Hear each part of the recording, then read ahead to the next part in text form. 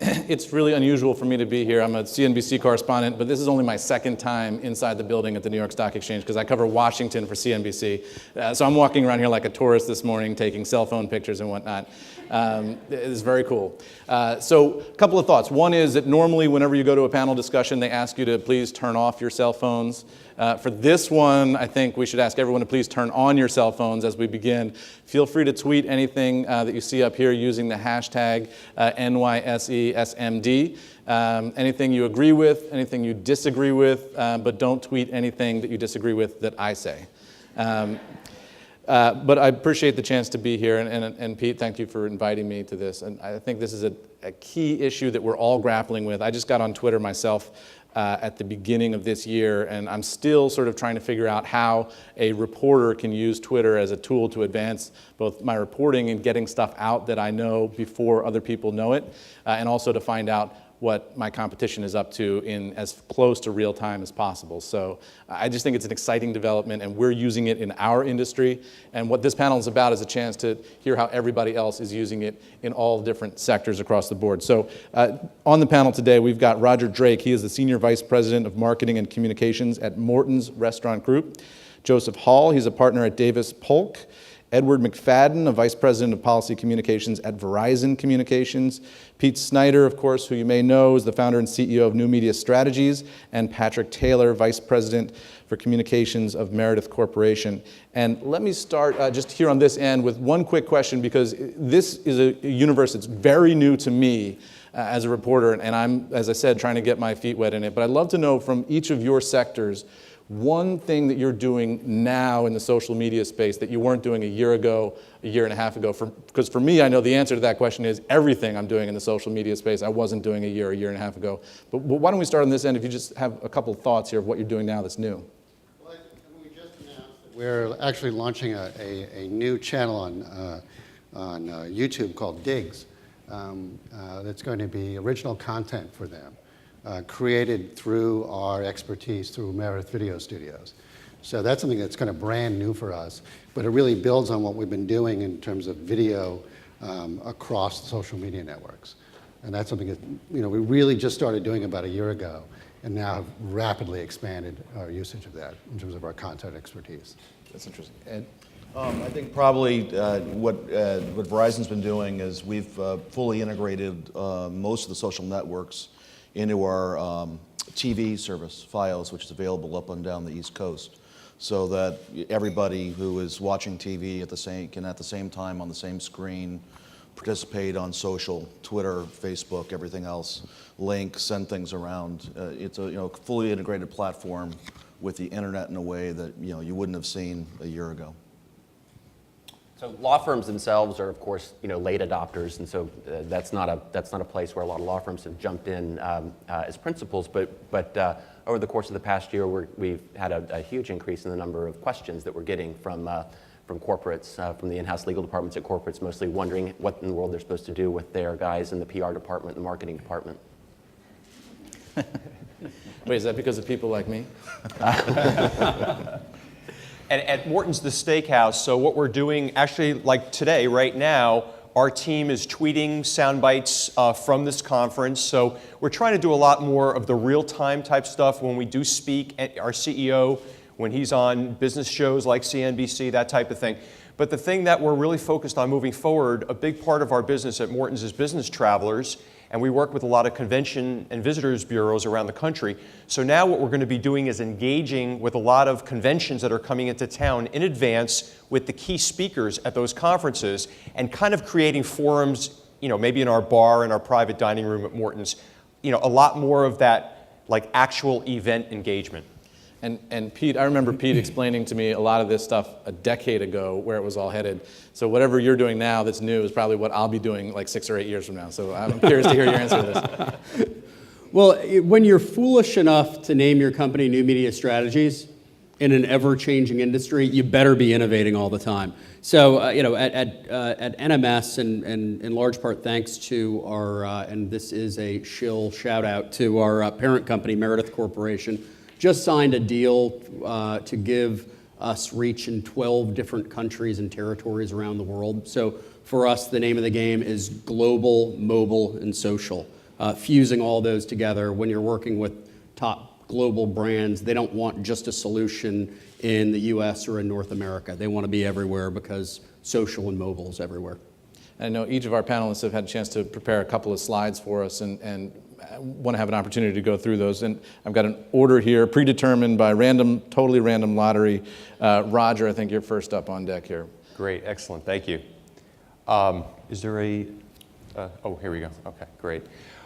So, you know, we're here at Social Media Day, and it's great to be able to talk about the successes, you know, some of our recent successes at Morton's. This may or may not work.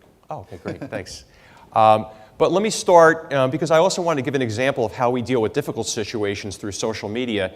And, you know, Christine mentioned it in her presentation, but we do have a social media policy at Morton's that we continue to update. And a big piece of what we talk to our employees about all the time is using good judgment. That's what you do with your guests. That's what you do in everything that you do that where you represent Morton's. So the same goes with social media. Any posting you do, you know, especially many of our employees, you know, they're connected with Morton's on their social media, whether it's Twitter or Facebook. You're representing the entire company, all 4,000 of our employees worldwide. So that's the message that we try to get out, and we constantly communicate with our employees about, you know, interesting things that we're doing with social media, but also reminders on, you know, how much you have to protect the brand. So let's see if this works here. Oh, here we go. So, you know, again, everybody talks about listening on social media. So we got into the space pretty early on within our restaurant industry. You know, we've been doing it for about 4 years now. And some of you, you know, that have small or very limited budgets, that's what we have at Morton's. We do not have a social media team. We all moonlight with social media. We divide and conquer amongst our team. We're all monitoring the Twitter sphere just to make sure we know what people are saying about Morton's out there, monitoring the conversations, but really taking advantage of those opportunities that come to us. That's the big thing, is knowing when to take advantage of the opportunities.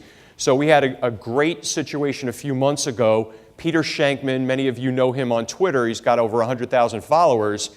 So jokingly, he had a tough business day, and he said, geez, I wish there was a Morton's Porterhouse waiting for me at Newark Airport when I get in tonight. So sure enough, our social media team kind of got the wheels turning, and we had a staff member from our Hackensack Morton's drive out to Newark Airport, figured out where Peter's flight was going to come in. We actually had a bag, not just the steak, but all the trimmings, full 9 yards, greeted him with a Morton staff member, took a photo. Later that night, he posted a blog, so you'll see here, and he comments, oh my God, I don't believe it. At Morton showed up at EWR with a porterhouse, with the link. And then later that night, he posted on his blog. And, you know, so we always, you know, it's why we don't sleep at night, anybody who's involved with social media, because you worry about the negative things like this. But this blew up in a really exciting way, not only through social media, but also through traditional media, too. Does that work for everybody? Yeah, we got quite a few of those comments. I'm training back to Union Station tonight. I'll tweet about it. My several dozen followers on Twitter will be thrilled if you guys show up there. It's more conceptual. Right, you know? right, got it. But seriously, so it also extended to traditional media, too. So it was a great example of how we kind of brought it to life. But I'm so proud of our team for identifying this opportunity, because it could have been, oh, that's a nice thing to say, but really seizing the opportunity. And again, I think when people ask me, because we're still getting interviews on this, people ask me, you know, how does this happen? How does the company create this, or how do they set that up? You have to have a culture of taking care of people and making things right for guests. So we have a culture at Morton's that if an opportunity like this comes up, you don't have to go 6 levels up to get an approval. You just make it happen because you take care of guests. Great. Edward, you're up next. I'm assuming it's free self-service for everybody who tweets. Oh, sure. Do I just click this and then my thing pops up? Okay. So Verizon, obviously, we're a slightly larger company than Morton's. We have about 250,000 employees around the world. a fairly large external communications operation. Not as large as other companies our size, but large enough. And for a company like ours, I think our move into social and into new media has been comparatively slow for a number of reasons, I think. Part of it is because we are such a customer-focused and customer-facing company. Getting involved in a two-way conversation without really understanding the technology and understanding the platforms took some time. But these are a few things that we've been talking about in the last year, and some of this may be old news to all of you, but this notion that we're no longer media relations. We've moved into public relations as a company.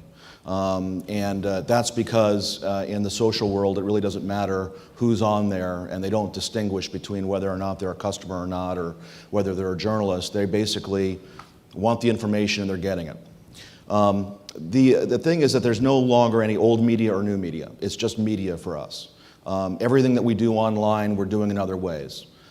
Press releases, if we're doing them, we're not faxing them anymore. We're not, sometimes we're not even emailing them. It's almost entirely Twitter postings on our pages, getting them directly to reporters in different kinds of ways.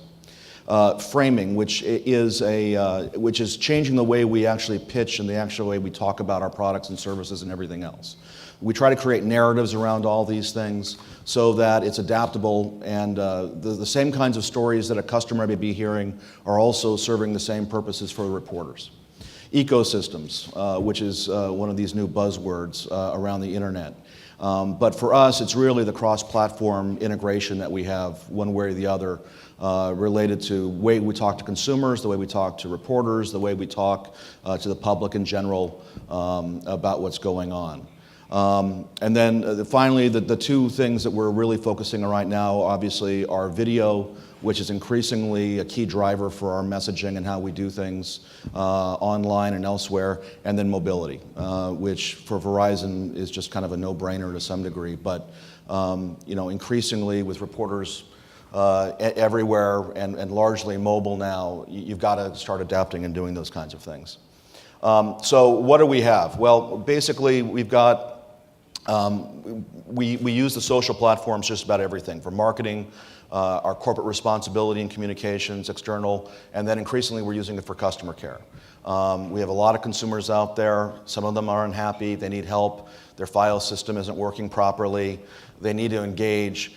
They can readily do this online now. We've got 28 different Facebook pages. I think we have 60 Twitter handles. Some of that is too much. Some of these, what we found is, about 15 of those Twitter handles are employees who, before even we started engaging on a communications program, were out there already trying to help consumers on their own. And so we're still getting our hands around exactly what we have out there. We have 8 different YouTube channels, some of it for marketing, some of it for other purposes. So it's fairly extensive, and we're still trying to come to terms with how we pull all that stuff together, focus it a little bit better, maybe shrink it down, and go from there. So I just thought I'd throw this out here because I thought this was a good example of how not to use social.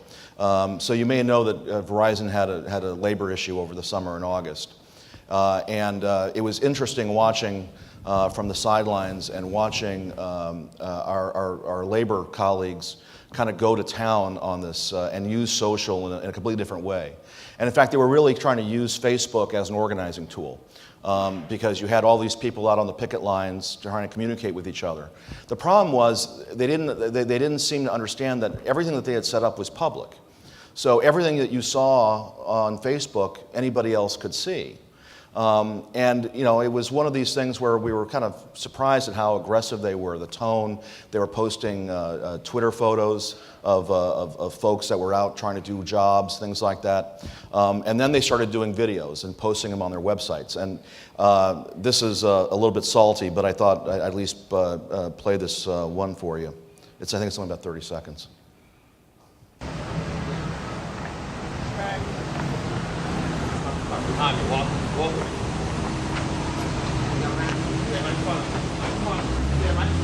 There you go.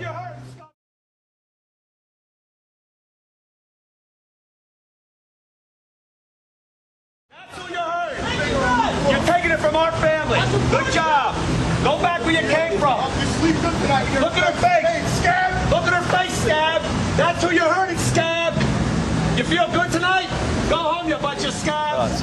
That's who you're hurting. Anyway, this went viral within about an hour after it was posted on the labor site, and it got picked up by national TV. It was picked up on talk radio across the country, even where there wasn't a strike going on. This was a regional strike, and they took it down after they realized what had happened.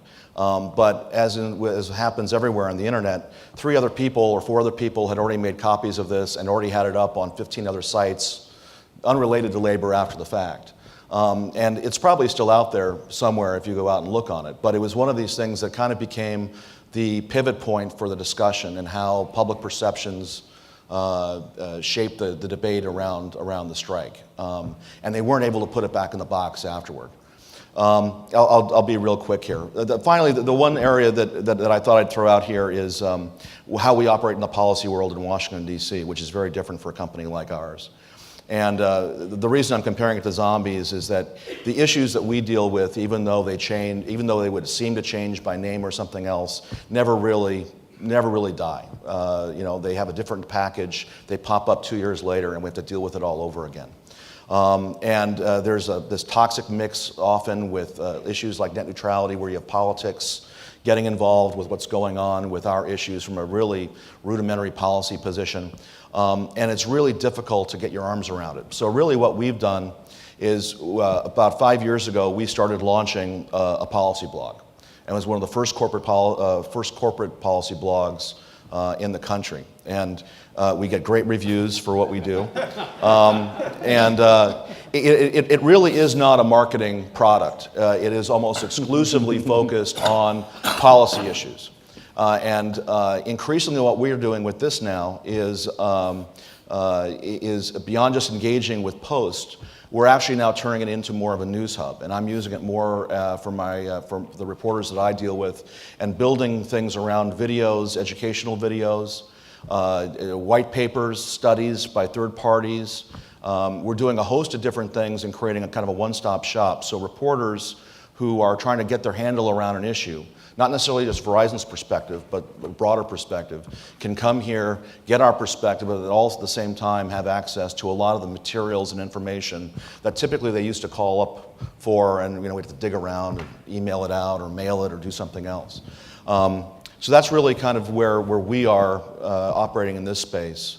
This actually generates between 7,000 to 10,000 unique visitors a month, which is very small for what you would expect. But at the same time, it's the 10,000 unique visitors that we need reading this kind of information and accessing it. Ed, as the designated representative here of the old media, I wanted to ask you a question about that video, because that was fascinating to me, the video of the labor confrontation. Did that ever show up on television or traditional journalism? Oh, yeah. If it did, I missed it. I mean, what's interesting is the extent to which TV networks are watching what's going on online and pulling that stuff when they see it getting traction. Yeah, I mean, I think that once it went viral and once it picked up, it went up the evening of the second or third day of the strike, I think, and the next day it was Fox News, MSNBC, it was all over the place. Yeah. And we really didn't do anything. It was one of those interesting things to kind of watch as it all kind of built its own momentum. And because I know that on our daily conference calls, we're constantly looking for new video. I mean, in TV, video is the name of the game. And we have people, and all the other networks, as you saw, have people who are watching for stuff that's gaining traction, that's interesting, that fits the story of whatever's going on in the news that day. So one of the lessons here, I think, is when things do go viral, they go viral, and then they pop into the national media as well. Right. So you get sort of a 1-2 punch there, whether it's good or bad for the companies involved. Next up, Pete. I'm trying to click back through my PowerPoint presentation here, so bear with me. I'm going to go in a slightly different track here. We talked, and Roger talked about really some of the upside of engagement and how to really not only listen to your audience out there, but how to super serve, and to steal a phrase from Google, surprise and delight.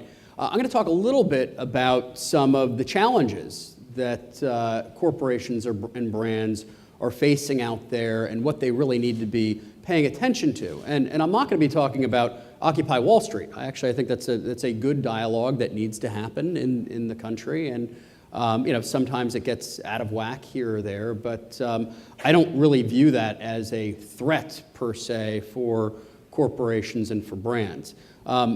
We were hired not too long ago by the U.S. Chamber of Commerce to do a study on online ad buying and really who's doing what in online ad buying, what industries are leading, what tactics are being used.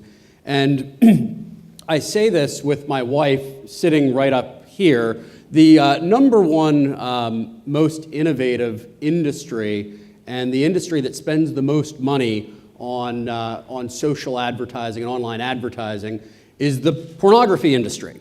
If you've ever taken a right turn or a wrong right turn or left turn online, you will know what I mean, and I've never done that, honey. So, but you'll get 1,000,001 ads that clog your laptop and wreak havoc. I remember before the White House actually got the whitehouse.org, there was a porn site that every journalist and every American citizens would go on to try to find out information about the White House and then get spammed away by what's happening there. But we found that there is an industry that's a strong number two that I never really thought about as an industry before.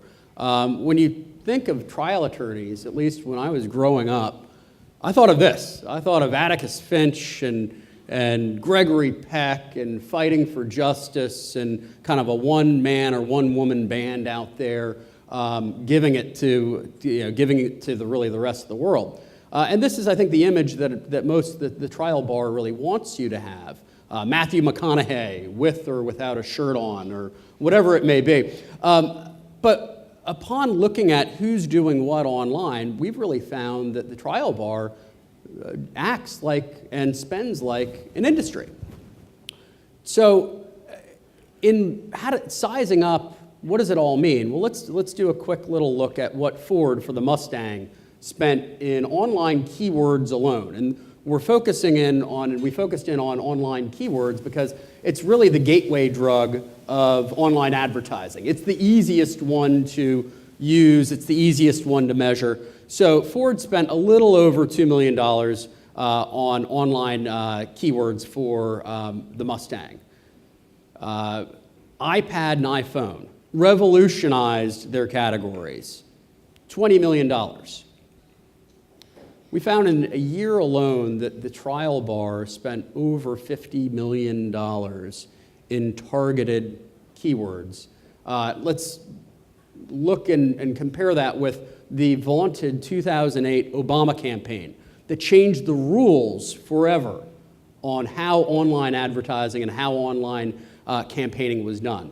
The trial bar spent 3 times just on keywords alone of what the Obama campaign spent in all of digital. So what's going on and where is this money used?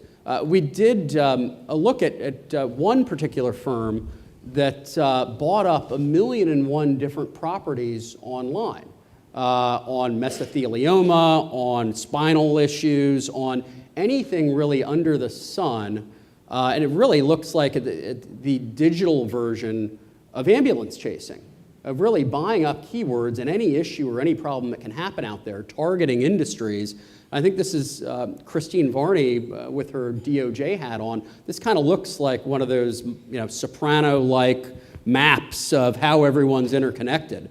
So, looking at keywords, surprise, surprise, mesothelioma is the most expensive keyword that you could possibly buy.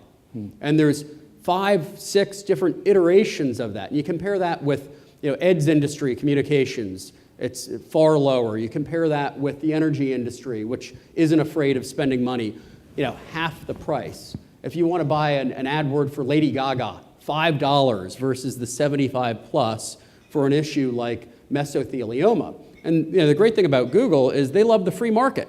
So you have trial attorney firms that are bidding up these prices again and again and again.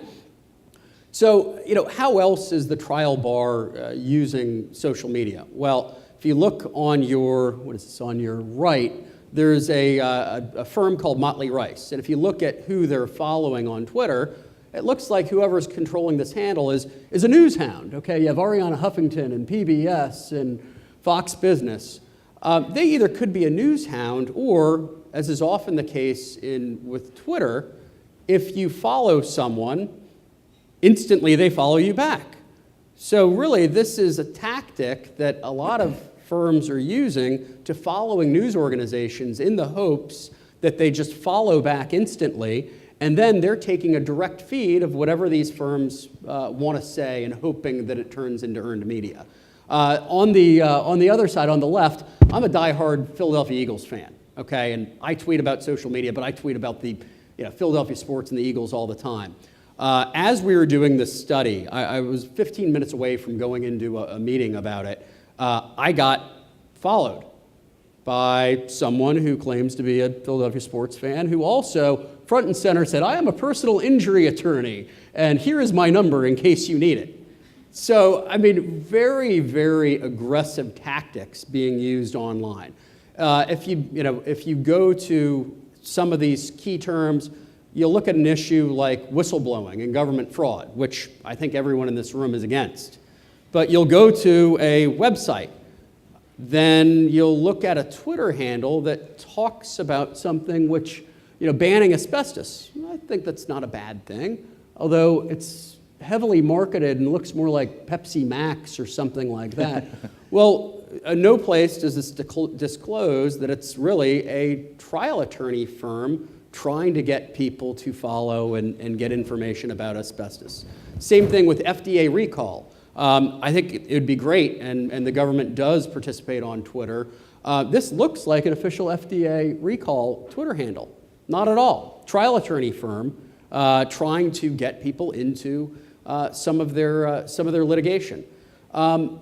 Support groups online. If you have a family member that's afflicted with mesothelioma, you do an online search for support. Well, what do you get? You have a trial attorney firm, and then you have no one likes mesothelioma, because who does?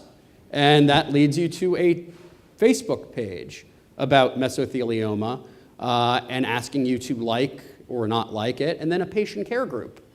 Well, sure enough, it has you go to a website, and then after 6 or 7 clicks, and only then do you realize that this is a firm trying to get you into a lawsuit. So I would think at best, some of these tactics are disingenuous. At worst, one could say that they're downright deceptive.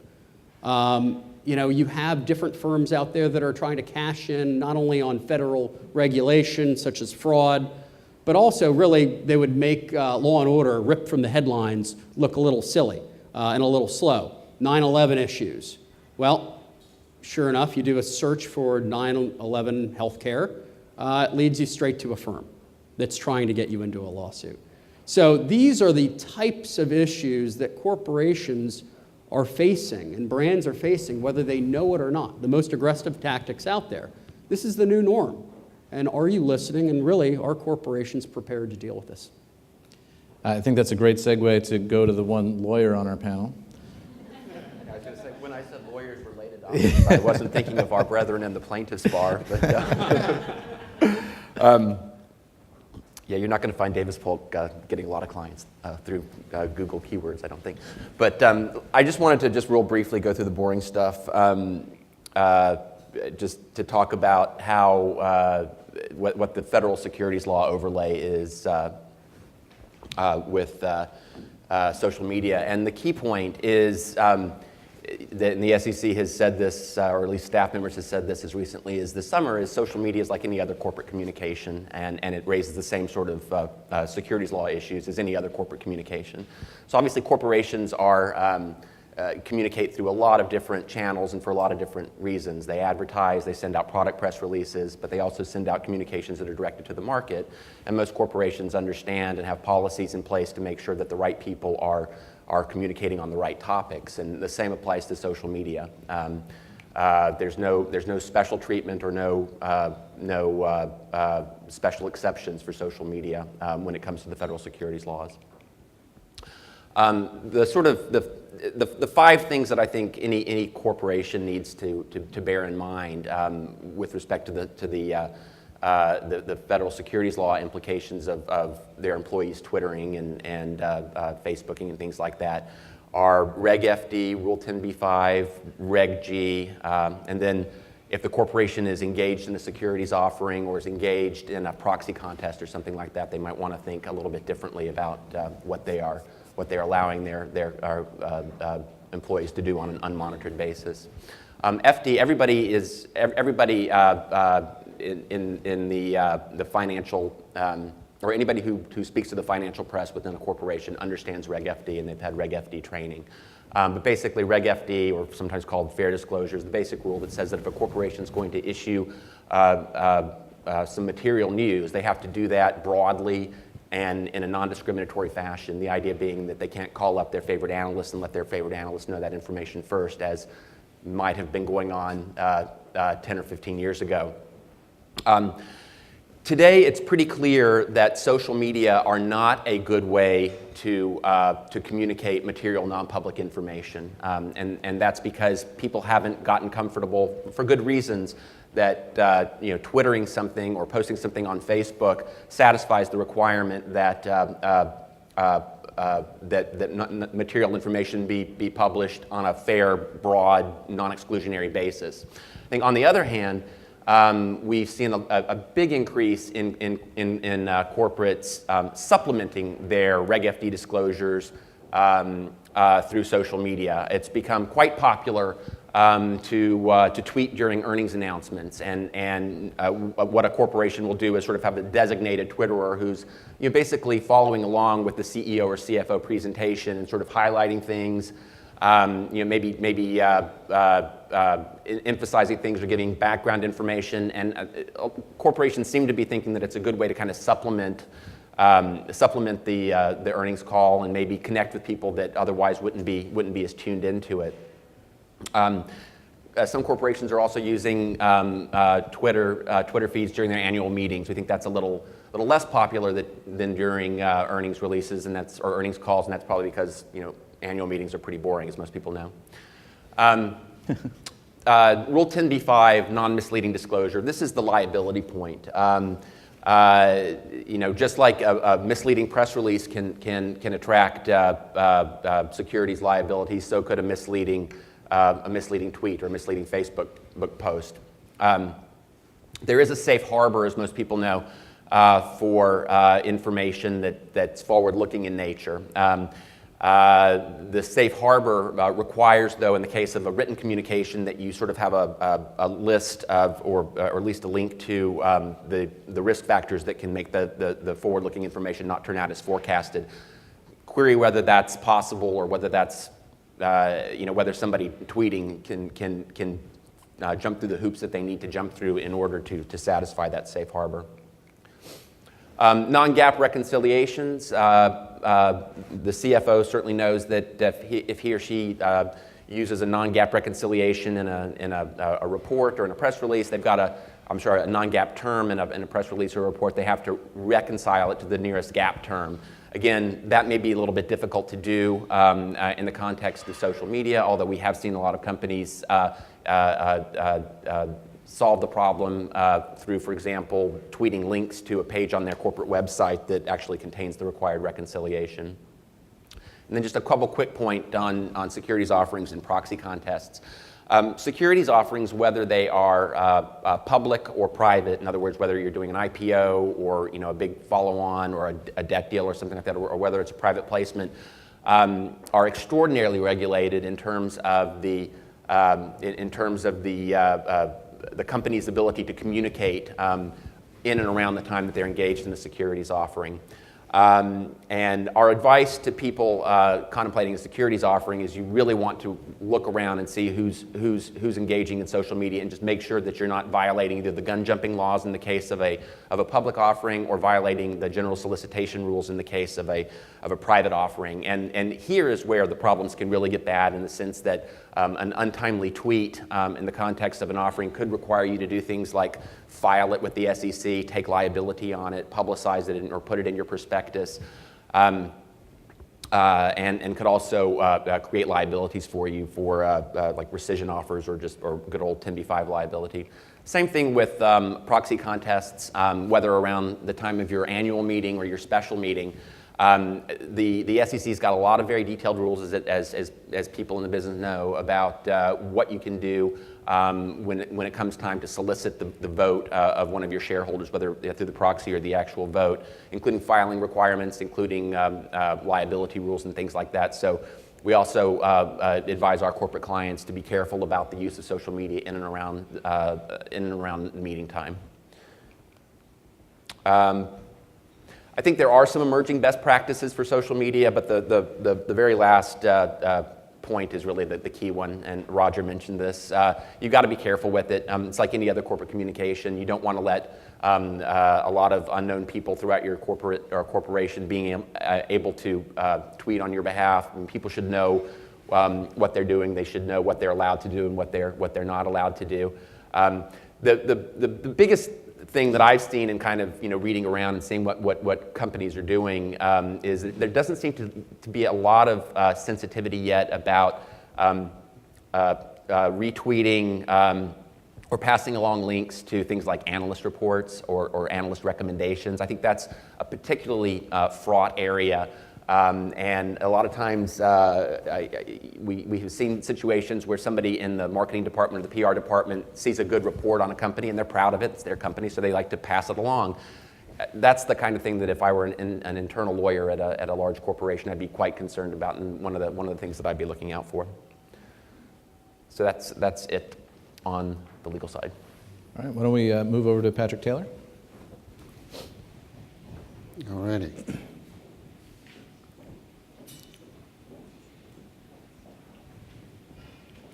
So not going back to reset? Yeah, it's not coming back yet. You have any PowerPoint experts here? I'm far from an expert.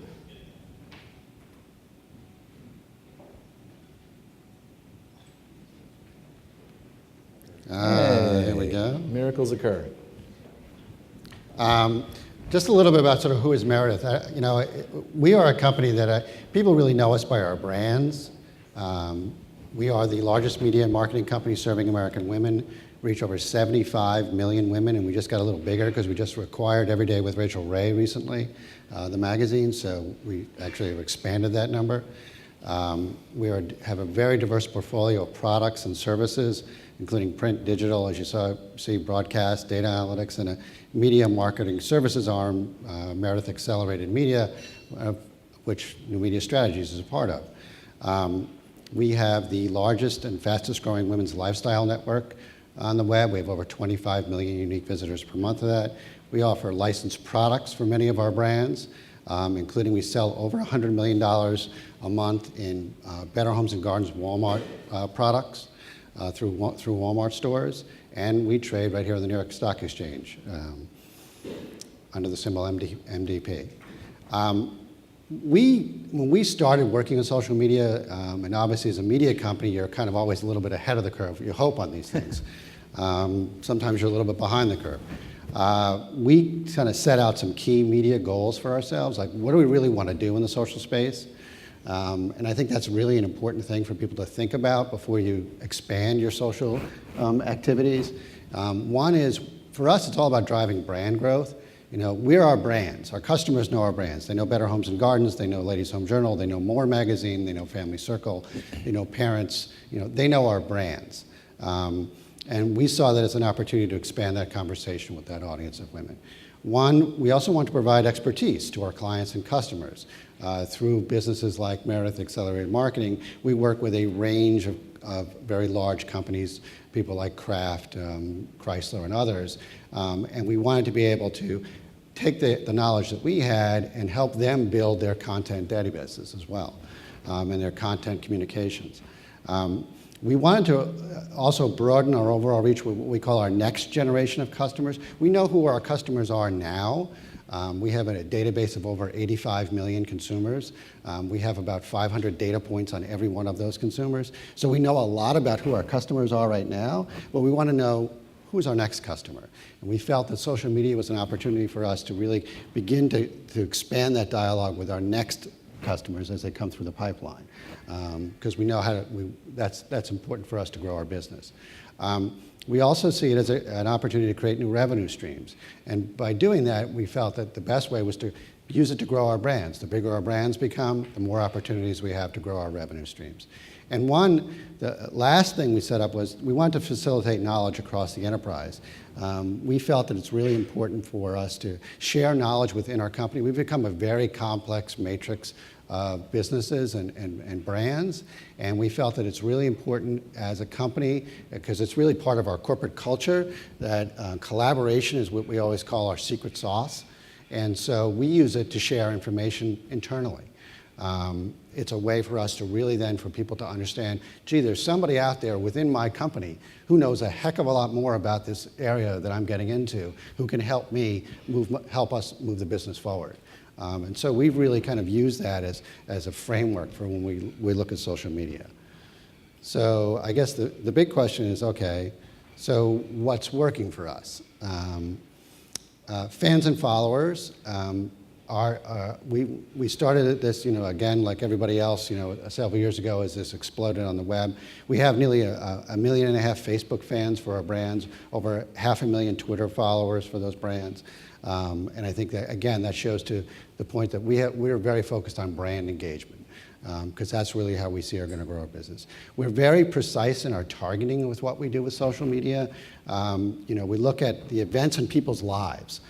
Because if you think about our customer, these are women. We start them usually kind of in the early stages of family formation. They may have just gotten married. They may be having a baby. They may be buying their first home. So we look at that customer and say, what's going to interest them? What's going to engage them at different stages in their lives?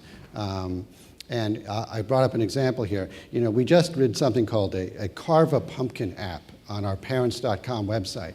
And you would think, okay, that sounds kind of silly. Yesterday, I was told, actually, this number is wrong. We said over 1 million. It's actually now 1.3 million downloads of this Carve a Pumpkin app through parents.com. Because if you think about it, Halloween has become, really, in our minds, the second largest holiday after Christmas. It's actually surpassed Thanksgiving in terms of the amount of attention and money that people are spending on it now. And you don't have to see it, you go very far to see it. Just drive through some suburban neighborhood, and the decoration has gone above and beyond, even what some people do, during the Christmas and holiday seasons. So for us, it's about precise targeting. Okay, our customer wants information. They're carving a pumpkin with their kids. How can we engage them right now? What can we give them that's going to help them enjoy that experience and then reconnect with our brand? We also want to do things that we call influencer involvement, which means how do we get bloggers more immersed with our brands? We started this very early on, and I think somebody made the point earlier about it's not necessarily where you look at the media community differently anymore. We look at bloggers and social media, really, they're just one big mix to us. And so we brought them in very early on. We immersed them in events. We do something for More Magazine called the Reinvention Convention, which we've done every year. And we have, from the beginning of that, had bloggers at that event. And last year at that event, they generated almost 500,000 media impressions for us alone, just through the bloggers who were at the event. So it was a chance for us to take an event and make it real on a lot of different platforms. We also stream it live. We also then use the event and capture it for video, which we broadcast on Better Television, which is part of our company. So again, get those people involved, but use it as an influence opportunity for us. Video sharing, I mentioned earlier about the launch that we just did that's upcoming called Digs. Streaming video for us is becoming a fast accelerator at our company. We've always had a broadcast capability because we own local broadcast stations. Several years ago, we made a significant investment in our broadcast business and expanded with an operation called Better TV, which is now a nationally daily syndicated television program that reaches over 85% of the United States. That's in 5 years we were able to grow that program. But part of that business that we built out wasn't just building content for our own programming, it's now we build content for other people.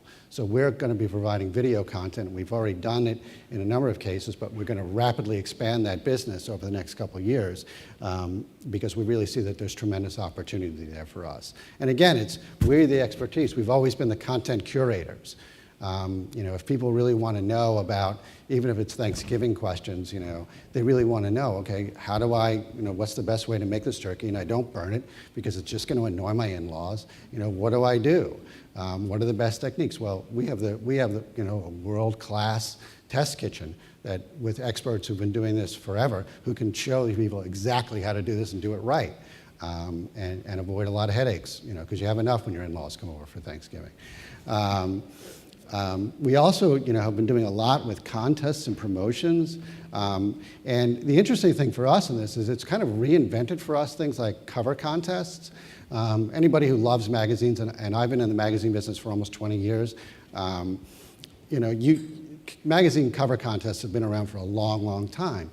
Social media has allowed us to reinvent that concept. If we do a contest now for a magazine like American Baby, they want to have somebody who wants to be, submit their baby for the cutest cover. Everybody thinks their baby's the cutest baby, and it's amazing. There are a lot of cute babies out there when you start to see these photos. But that used to be something, if you thought about that process years ago, the editor would post something in the magazine, months of letters would come in, then the internet came along, okay, now you start getting emails coming in. But with social media, we can post something on a website, and literally within 24 hours, we'll have thousands and thousands and thousands of submissions, and we can engage the customer, the consumer in that, because now they can, on real time, start to vote for their favorites. Like, oh yeah, I thought my baby was cute, but Mary's baby is actually a little cuter.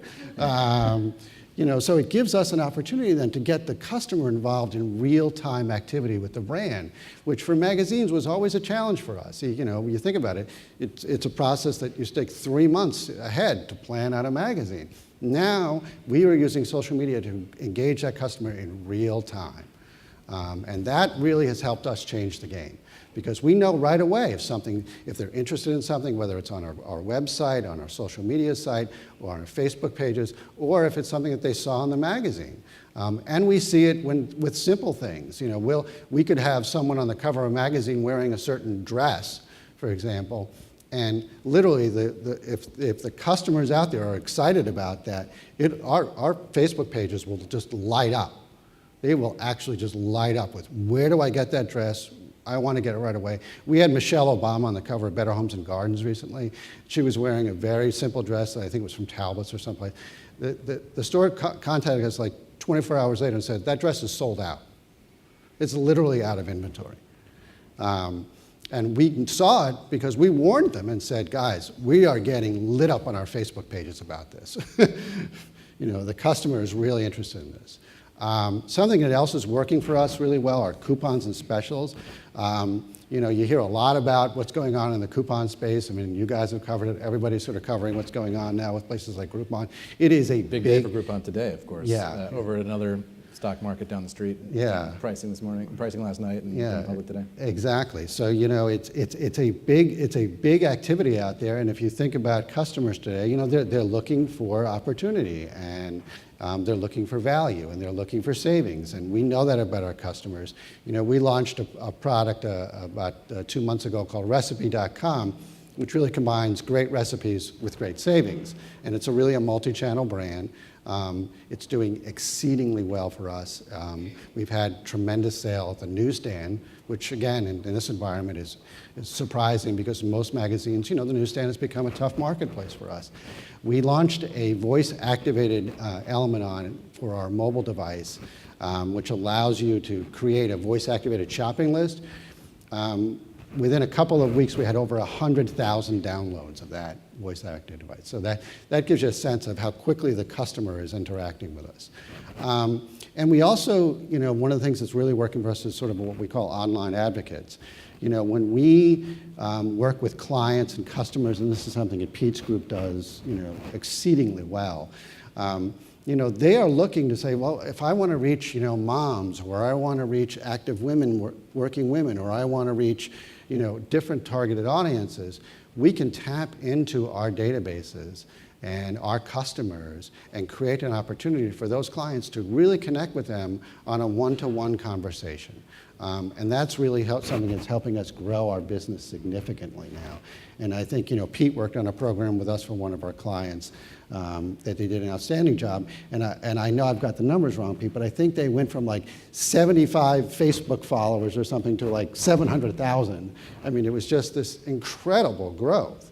But again, because the client themselves, they had a great product, but they really hadn't connected with their target customer in this new environment. In a way that engaged the customer about something that they cared about. So that's really working for us, and that's something that we learned a lot from over the past year or so. So a couple things that professionally that I've sort of taken away from this is don't be afraid of trial and error. You're going to make mistakes in this space, and I think a lot of companies are very conservative about it because of that. They're like, the last thing I want to do is do something wrong. You're going to do something wrong. It's going to happen.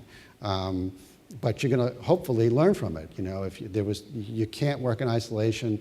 You have to live in the social media world. You have to expect you're going to make some mistakes. And you have to be honest enough when you do make a mistake to say, hey, we made a mistake here.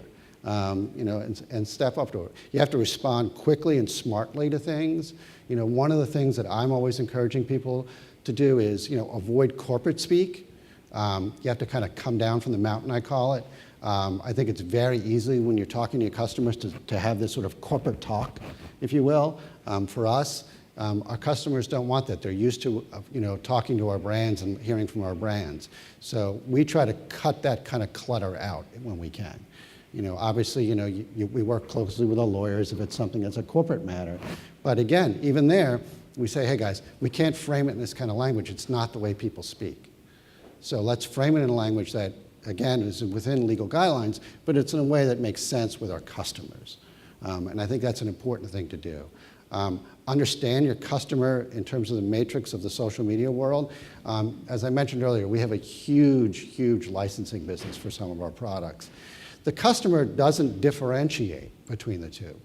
If they go into a Walmart store and buy a Better Homes and Gardens product, and hopefully they have a great experience with that, if they don't have a good experience with that, they don't think of Walmart first. They think of Better Homes and Gardens. And so when they have a question about that or a concern about that, they come to us. Oh, I bought this product at my local Walmart store and I was disappointed with it. Well, we actually want to know about that, because that helps our licensing people when they're talking and evaluating their product lines. B, we want Walmart to know about that, because they could have a customer out there that's unhappy with them, and we want that customer to be served. And Walmart is one of the companies out there that actually I think does a really good job with customer service. They respond quickly. If you have a problem, you can bring it back in. They're very, very good at that. So they want to know about that. We believe that, and I guess I'm going to separate myself from some of the other folks here a little bit, that employees can really help you build your brand and your company. Your employees, particularly for us, when we have people who work in our brands, whether it's Fitness Magazine or Ladies Home Journal, these people are passionate about the brands. They're creating that content. They know those readers, those customers. We want them to be passionate about their brands. If they're doing an event, we want them to tweet about it. We want them to talk about it. We want them to share images about it. Because we know that they're just really building, again, they're building that audience even further and engaging with that next customer down the pipeline. So for us, that's really important for us. And something that we're doing now that's sort of a new venture for us is we're building an internal social hub. You know, a lot of our social effort over the last couple of years has been focused, honestly, externally. You know, what are we doing for our customers? What are we doing for our brands? Now we're building that hub internally.